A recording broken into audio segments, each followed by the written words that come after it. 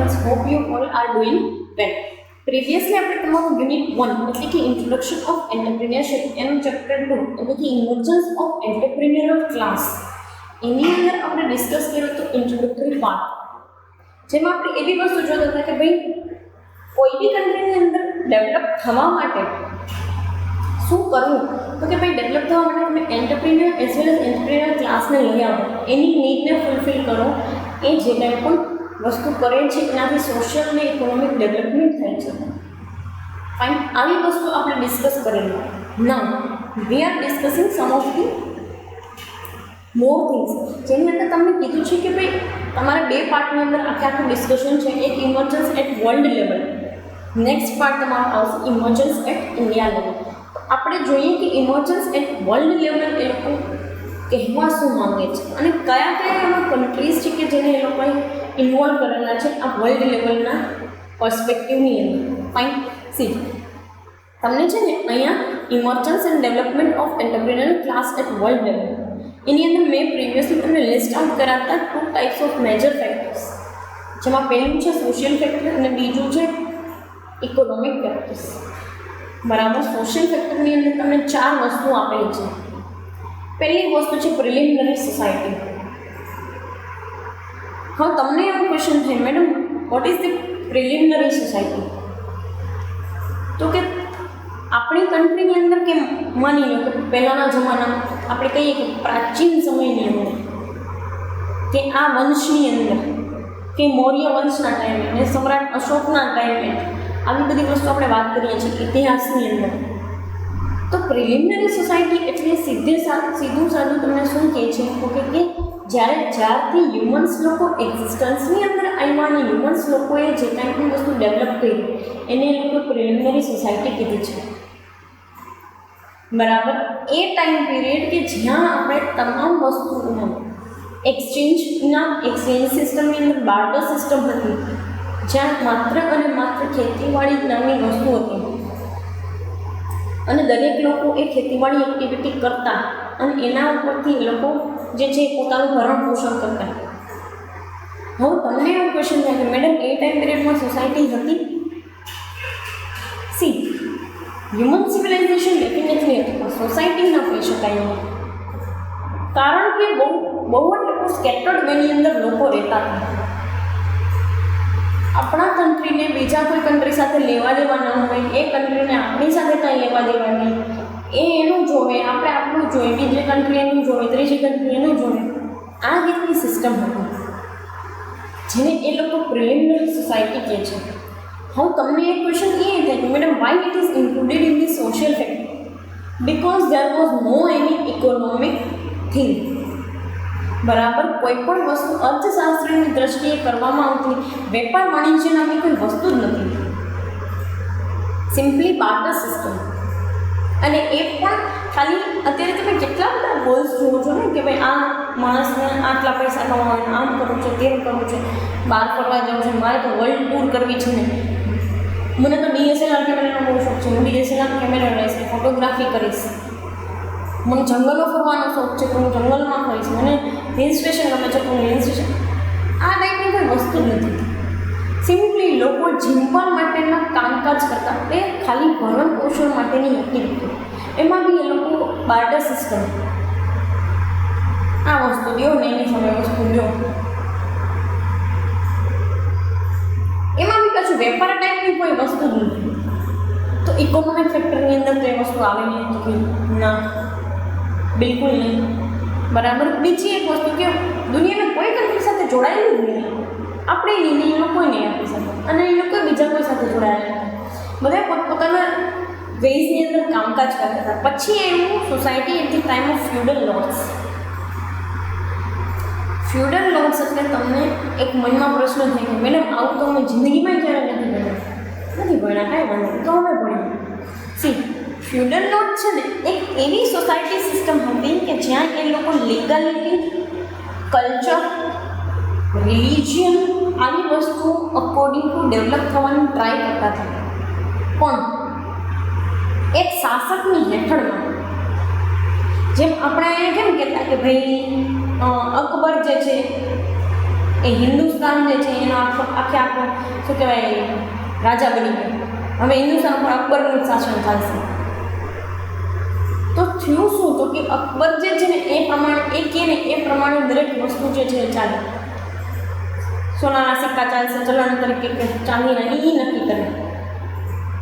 લોકોને યાત્રા માટે ટેક્સ ભરવો પડશે કે નહીં એ નક્કી કરે. કોઈ ઇકોનોમિક પોલિસી બનાવે છે, economic policy in the sense કે કોઈ એવી વસ્તુ બનાવે છે કે જેમાં લોકોને પૈસા ભરવા પડે છે, તો એ ડિસાઇડ કરે એમ ચાલે. હવે દરેક કન્ટ્રીની અંદર આવા એક ફ્યુડલ લો છે. એટલે કોણ તો કે કાં તો રાજા અથવા તો કોઈ એવો શાસક કે જે પોતે જે છે એ પોતાના અકોર્ડિંગ ટુ વસ્તુઓ ચલાવી શકે. અને એ લોકોએ આ વસ્તુ કરવાની ટ્રાય કરી. તમે જાણો જ છો બરાબર, એ ફ્યુડલ લોર્ડ્સનો ટાઈમ તમે જાણો છો, જેની અંદર આપણા કન્ટ્રીની અંદર ઘણા બધા રાજાઓ થઈ ગયા, જેમાં મરાઠાઓ થઈ ગયા, રાજપૂત રાજાઓ થઈ ગયા, મુસ્લિમ રાજાઓ થઈ ગયા, બરાબર, પંજાબની અંદર રાજાઓ થઈ ગયા, સાઉથની અંદર રાજાઓ થઈ ગયા.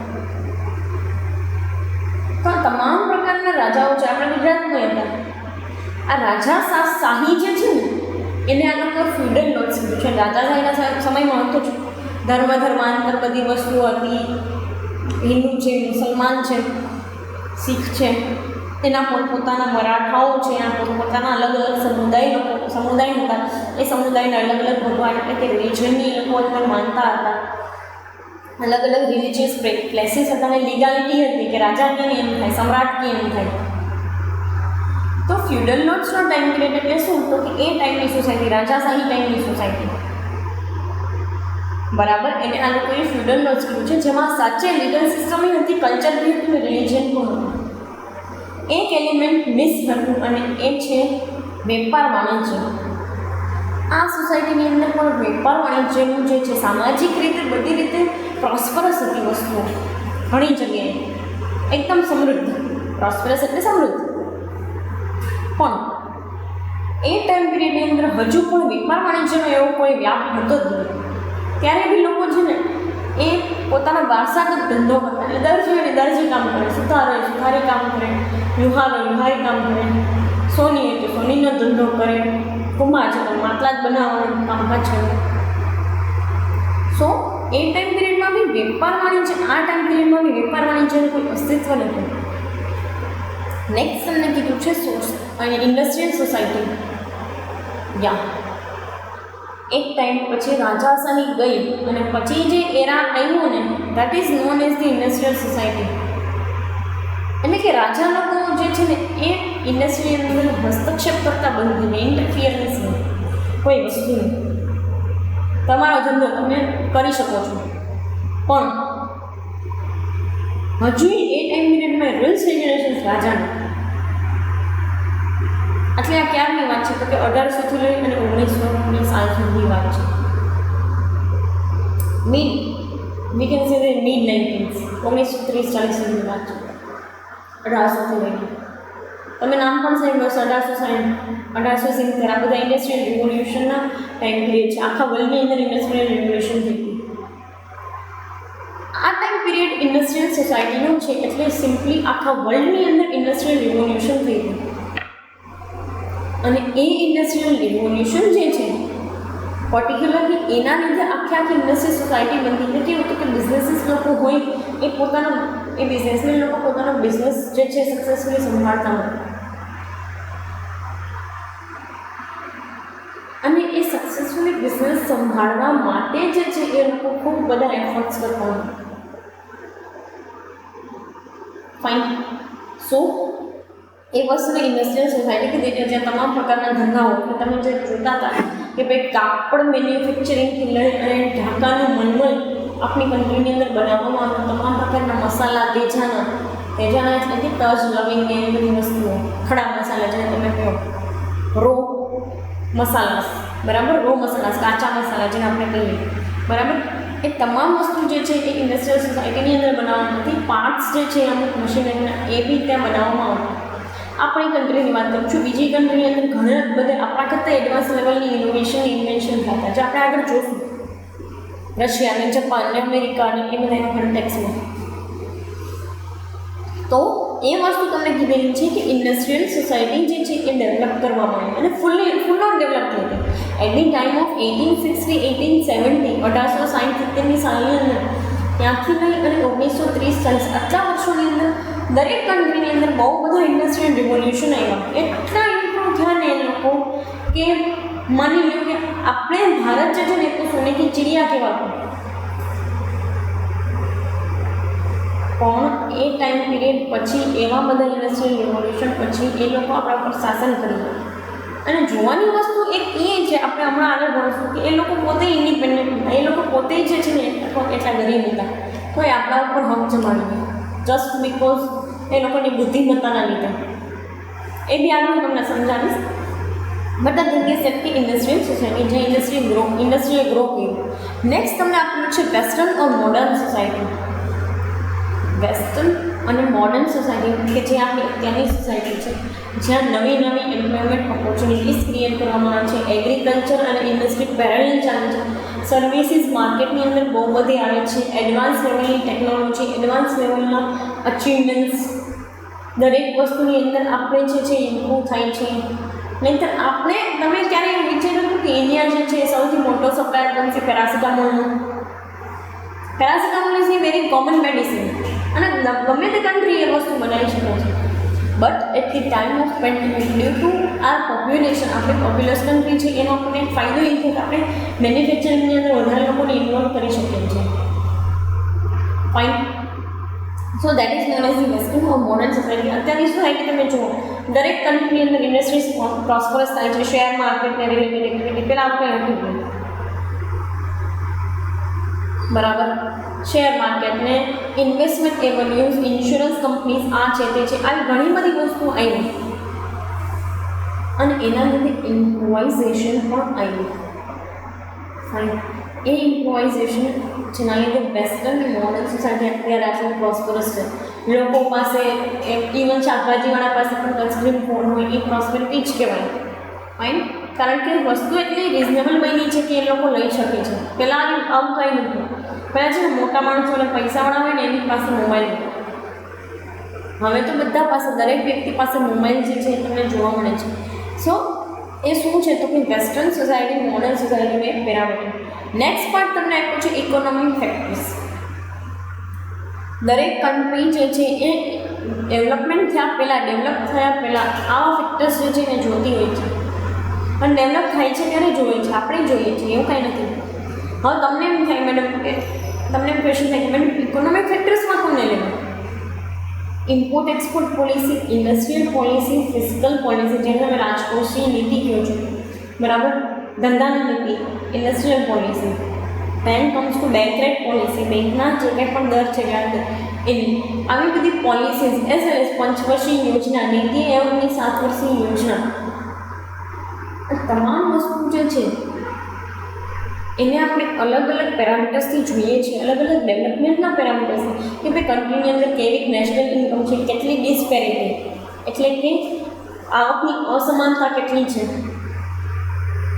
Then we have move to unemployment કે ભાઈ અનએમ્પ્લોયમેન્ટ કેવું છે, પોવર્ટી કેવી છે, બિલો પોવર્ટી લાઈન કેટલા છે, એબ્સોલ્યુટ પોવર્ટી કેટલી છે, દેખીતી અને અનદેખીતી, ગરીબી, બેરોજગારીનું પ્રમાણ કેટલું છે, કેટલા લોકો શિક્ષિત બેરોજગાર છે, કેટલા લોકો છુપા બેરોજગાર છે.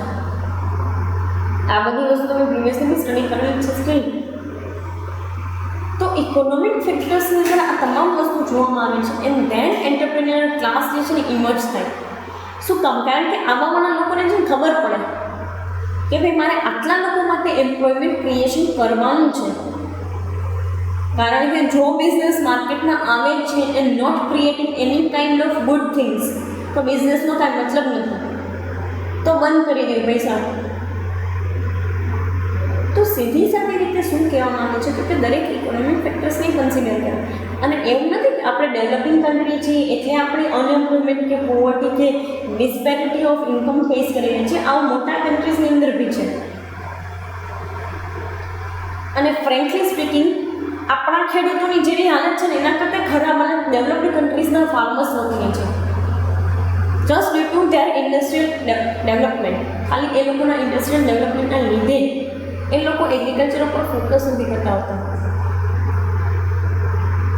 અને ઘણી વસ્તુ આપણે ડેવલપ્ડ કન્ટ્રીઝની અંદર એક્સપોર્ટ કરીએ છીએ કે જ્યાં હકીકતમાં એની વસ્તુ ઇઝીલી અવેલેબલ હોય કે ઇઝીલી એ લોકો જે છે એનું ક્રિએશન કરી શકતા હોય. સો this is all about social factors and economic factors. હવે સીધા ઇમર્જન્સ જોઈએ તો ઇમર્જન્સની અંદર તમને 4 કન્ટ્રી આપેલા છે: England, Russia, America and Japan. આ 4 કન્ટ્રીઝ જે છે એના ઇમર્જન્સની આપણે ઇનડેપ્થ ડિસ્કસ કરીએ. તો પહેલાં ડિસ્કસ કરીએ emergence and development of entrepreneur class in England. આપણી ઉપર 300 વર્ષ રાજ કરી ગયા એ લોકો વિશે આપણે જોઈએ કે એની પરિસ્થિતિ શું હતી in terms of entrepreneur class. બરાબર. પર્ટિક્યુલરલી ઇંગ્લેન્ડવાળા અને બ્રિટિશર્સ લોકો. આ ઇંગ્લેન્ડવાળા એ બ્રિટિશર્સ જ કહેવાય. હા, મને એક વસ્તુ સમજમાં નથી આવતી કે તમે લોકો જે છે એ દરેક ગોરા લોકોને એમ સમજો છો કે બધા ગોરા લોકો આપણી ઉપર રાજ કરી ગયા હતા. ના, એ તમારું મિસકન્સેપ્શન છે. આપણી ઉપર રાજ કરવાવાળા ઇંગ્લેન્ડવાળા હતા, નહીં કે અમેરિકન્સ લોકો, નહીં કે ઓસ્ટ્રેલિયન લોકો, નહીં કે કેનેડિયન લોકો, નહીં રશિયન, નહીં જર્મન. તો પ્લીઝ એક વસ્તુ માઇન્ડમાં એવી નહીં રાખો અને જે લોકોના માઇન્ડમાં આવું મિસકન્સેપ્શન છે એને બી દૂર કરો કે બધાય ગોરા આપણી ઉપર રાજ કરી ગયા નથી. કોણ હતા? તો કે ઇંગ્લેન્ડમાં. ચાલો જોઈએ કે જે લોકો આપણા પર 300 યર્સ સુધી રૂલિંગ કર્યું એ લોકોની પોતાની સિચ્યુએશન કેવી હતી એ ટાઈમ પહેલાં. તો જોઈએ, બિફોર ઇન્ડસ્ટ્રીયલ રિવોલ્યુશન આવી એ પહેલાં ઇંગ્લેન્ડ વોઝ ઇકોનોમિકલી રૂઇન્ડ નેશન. એકદમ ઇકોનોમિકલી આર્થિક રીતે પડી ભાંગેલું જે છે ને એ દેશ હતો. ક્યારે? 1600ની સાલમાં. 1600ની સાલમાં ઇંગ્લેન્ડ જે છે એકદમ આર્થિક રીતે પડી ભાંગેલો દેશ હતો એવું આની અંદર કહે છે. શું કહેવા માંગે છે? The crusades that take place in England ruined its overall development. In the sense કે તમને કેવા સેન્સમાં કહેવા માંગે છે તો કે એવા લોકો કે જે લોકો ન્યાય રૂલ કરતા હતા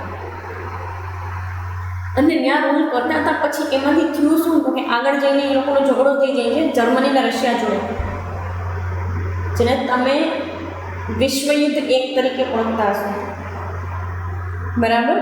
વર્લ્ડ વોર 1 એની સિચ્યુએશનની વાત કરે છે. એટલે આગળ જઈને લોકોને એની સાથે જે છે ઝઘડો થઈ જાય છે, વોર સિચ્યુએશન થાય છે અને એની અંદર પર્ટિક્યુલરલી ઇંગ્લેન્ડ જે છે એકદમ પડી ભાંગે છે આર્થિક રીતે. બરાબર. ઇકોનોમિકલી એકદમ રોઈન થઈ જાય છે. અધર દેન જે જેટલા પણ શાસકો આવ્યા ને એ લોકોએ ઇકોનોમિકલી આ લોકોને ભાંગી નાખ્યા પૂરેપૂરા. ત્યાંથી જ એ લોકોને આઈડિયા આવ્યો હશે કે ભાઈ કોઈ પ્રોસ્પરસ કન્ટ્રીને પકડો અને એના ઉપર રૂલ કરો so that we can develop. બરાબર. તો એ જ વસ્તુ તમને કીધી છે કે ત્યાં આવેલા શાસક લોકોએ જે છે એ આખું ડેવલપમેન્ટ અને ઇકોનોમિક જે ડેવલપમેન્ટ થયું હતું એને ખરાબ કરી નાખ્યું, એને એકદમ બગાડી નાખ્યું.